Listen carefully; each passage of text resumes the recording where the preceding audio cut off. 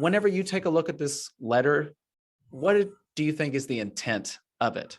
The DOJ, I think, is doing two things. One, issuing a message of support to parents of transgender children and to those children, and issuing a warning not only to Governor Abbott and to the Attorney General, but also to healthcare facilities and providers and others who may be determining not to treat transgender teens in accordance with their gender identity and offer them gender affirming care.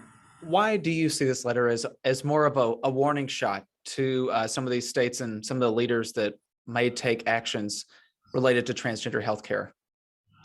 Yeah, so the letter details the ways in which restricting healthcare on the basis of gender identity violates the Constitution in the form of equal protection, due process, and also parents' rights to raise their children as they see fit and to control their medical care. I think the real warning, though, comes in the second part of the letter, where the Department of Justice points out the variety of federal funding streams that require non-discrimination from the state as well as from any entity receiving those federal dollars in education, in healthcare, in family placement and beyond. And that's really, I think, a warning about what will happen to what Texas relies on to fund most of the services that it provides in the state.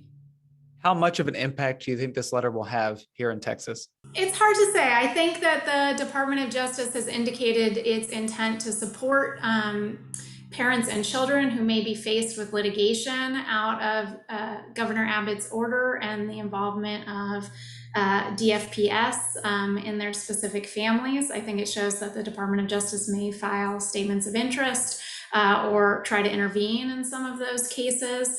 It also spells out a roadmap for litigants and ways in which litigation could ensue, both under federal statutes and under the Constitution. Yeah, how do you think people would use those arguments made that are kind of laid out explaining how this really ties to constitutional rights?